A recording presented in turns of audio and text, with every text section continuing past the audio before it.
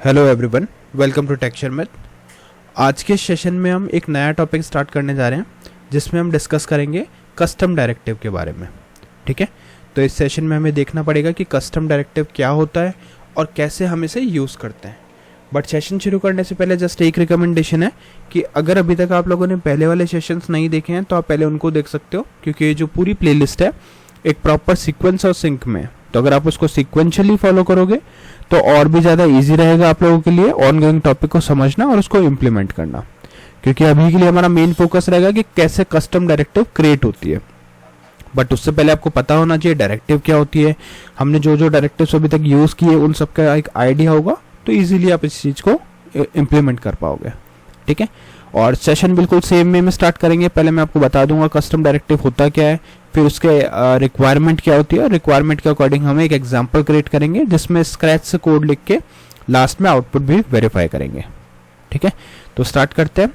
अब क्वेश्चन आता है कि व्हाट इज कस्टम डायरेक्टिव। तो कस्टम डायरेक्टिव एक ऐसा डायरेक्टिव है जिसे हम किसी सेट ऑफ ऑपरेशन को परफॉर्म करने के लिए क्रिएट करते हैं। ठीक है, बाय डिफॉल्ट डायरेक्टिव जो भी होती है जैसे N G class directive, N G model directive, N G style directive, ये सब जो है वो सिस्टम डिफाइंड डायरेक्टिव्स हैं। बट कई बार ऐसी रिक्वायरमेंट होती है जो हमें खुद के अकॉर्डिंग कुछ डायरेक्टिव्स को क्रिएट करना हो किसी भी पर्टिकुलर टास्क को कंप्लीट करने के लिए, तो उस केस में हम क्या यूज़ करते हैं, उस केस में हम यूज़ करते हैं कस्टम डायरेक्टिव। अब क्वेश्चन आता है कि कस्टम डायरेक्टिव बनेगी कैसे। तो कस्टम डायरेक्टिव बनाने के लिए आपको एक कमांड रन करनी पड़ती है, और यहाँ पे हम वो कमांड रन करेंगे और उसके थ्रू अपनी कस्टम डायरेक्टिव बनाएंगे। तो रिक्वायरमेंट कुछ ऐसा है कि हमें एक CSS अप्लाई करनी है। ठीक है, एक कोई भी हम एक पैराग्राफ टेक्स्ट लिखेंगे, उस टेक्स्ट का कलर चेंज करना है डायरेक्टिव के थ्रू। ट्रेडिशनल वे हमें पता है, हमने देखा था कि कैसे कलर अप्लाई होता है टेक्स्ट पे, बट यहाँ पे हम क्या करेंगे, एक डायरेक्टिव बनाएंगे और उस डायरेक्टिव के थ्रू उसका कलर चेंज करेंगे। कलर चेंज करना जस्ट एक एग्जाम्पल है। डायरेक्टिव सिर्फ कलर चेंज करने के लिए नहीं होता, उसमें बहुत सारे अदर फंक्शनलिटी भी आप इम्प्लीमेंट कर सकते हो। बट कलर से थोड़ा सा आपको इजीली समझ में आएगा कि क्या पर्पस होता है कलर चेंज करने से, कैसे डायरेक्टिव वर्क कर रहा है, इसलिए हम कलर वाला एक एग्जांपल क्रिएट करके देख रहे हैं।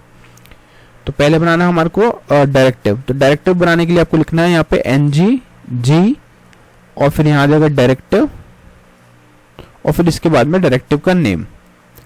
तो यहाँ पे जो G है वो क्या रिप्रेजेंट कर रहा है, जनरेट को। तो या तो आप यहाँ पे कंप्लीट लिख सकते हो NG जनरेट डायरेक्टिव और फिर डायरेक्टिव का नेम आएगा, जैसे मेरे को करना है इसको मेक रेड। ठीक है, इस तरह से मैंने मेक टेक्स्ट रेड, ये हम हमारा डायरेक्टिव का नेम देते हैं। ठीक है, मेक टेक्स्ट रेड।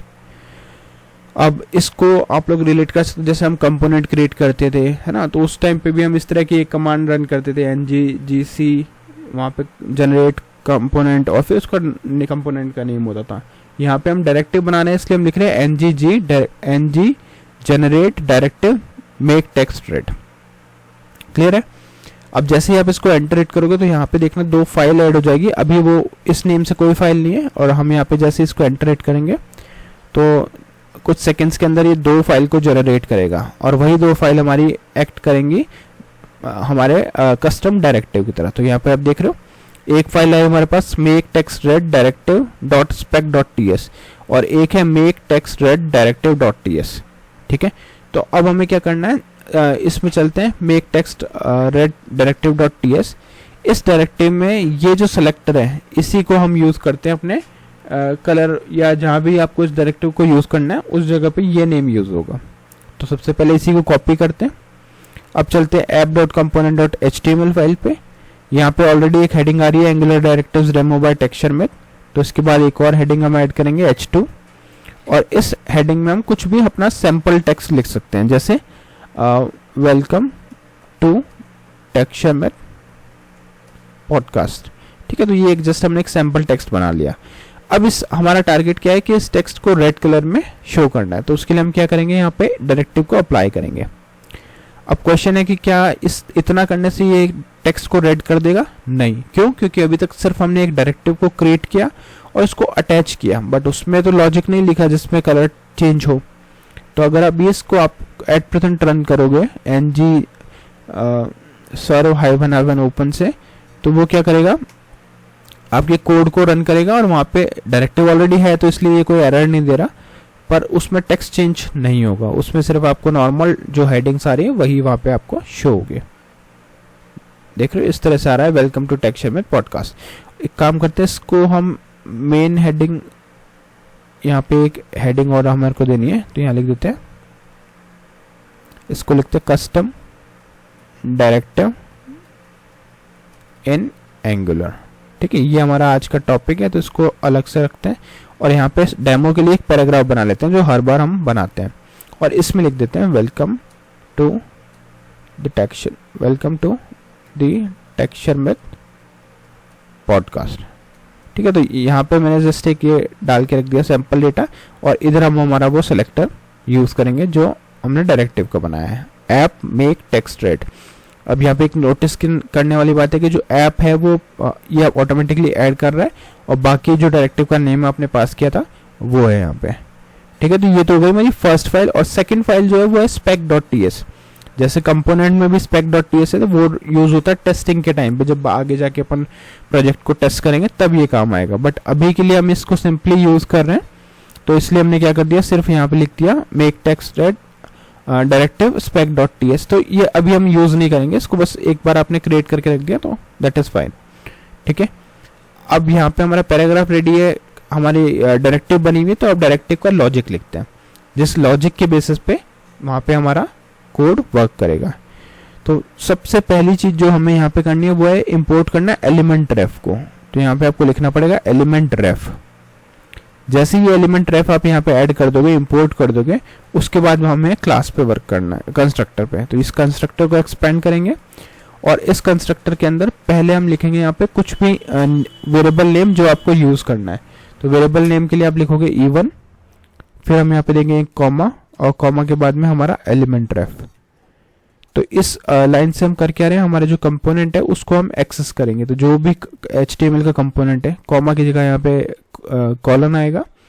तो अब क्या होगा, जब भी आप इस एलिमेंट को एक्सेस करोगे, अब एलिमेंट कुछ भी हो सकता है, जैसे HTML में हेडिंग एलिमेंट है, एक पैराग्राफ भी एलिमेंट है, या जो भी एलिमेंट, जो भी चीज़ आप HTML में यूज़ कर रहे हो एज ए स्ट्रक्चर, वो एलिमेंट की तरह एक्ट करेगी।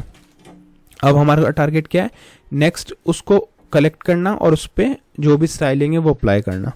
तो उसके लिए हम यहाँ पे अब उसको रेफर किससे करेंगे, E1 से।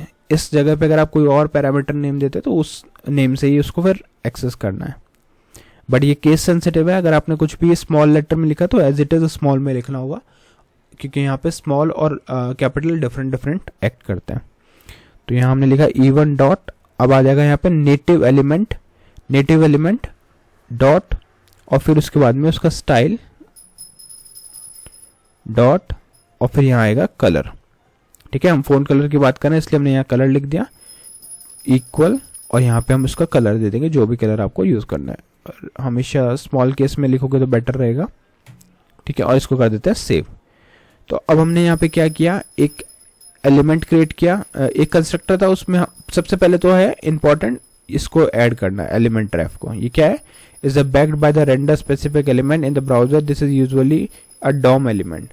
तो ये क्या करेगा, आपका जो HTML में आपने एलिमेंट बनाया ना ये वाला, इसको एक्सेस करने में हेल्प करेगा।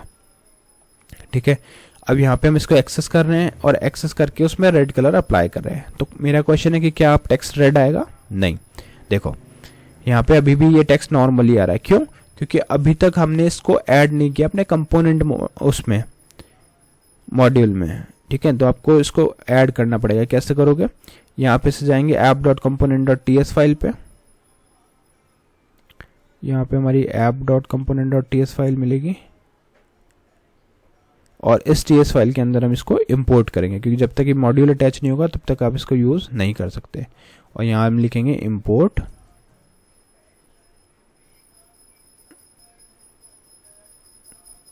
इंपोर्ट के बाद में इस मॉड्यूल का नेम आएगा। तो जो भी मॉड्यूल आप यहाँ पे यूज कर रहे हो, जैसे हमने मेक रेड,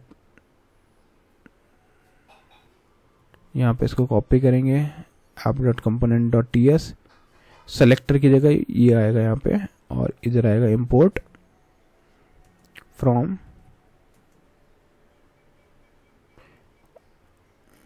ठीक है। तो यहाँ पे हमने क्या किया, इंपोर्ट सेक्शन के अंदर हमने लिख दिया मेक टेक्स्ट रेड डायरेक्टिव, और ये लाइन हमने यहाँ पे ऐड कर दी, import make text red directive from, और यहाँ पे इसकी लोकेशन आ गई ./make text red dot directive. तो ये इस फाइल का नेम आ गया यहाँ पे, ठीक है, डॉट डायरेक्टिव तक।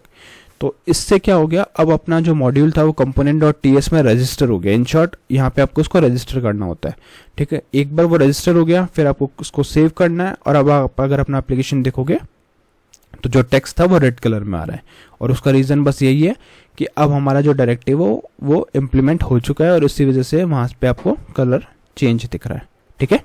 तो ये एक जस्ट ओवरव्यू था फर्स्ट सेशन में कस्टम डायरेक्टिव का। नेक्स्ट सेशन में हम और भी इसके बेनिफिट्स देखेंगे कि कैसे कैसे हम कस्टम डायरेक्टिव को यूज़ कर सकते हैं, बट उससे पहले एक बार ओवरव्यू देखना जरूरी था, जो इसमें हमने देख लिया। अब आप लोगों का अगर कोई सजेशन है या कोई भी डाउट रहता है तो आप कमेंट सेक्शन में पूछ सकते हो, और नेक्स्ट सेशन में हम बाकी टॉपिक डिस्कस करेंगे। So thank you for watching texture myth.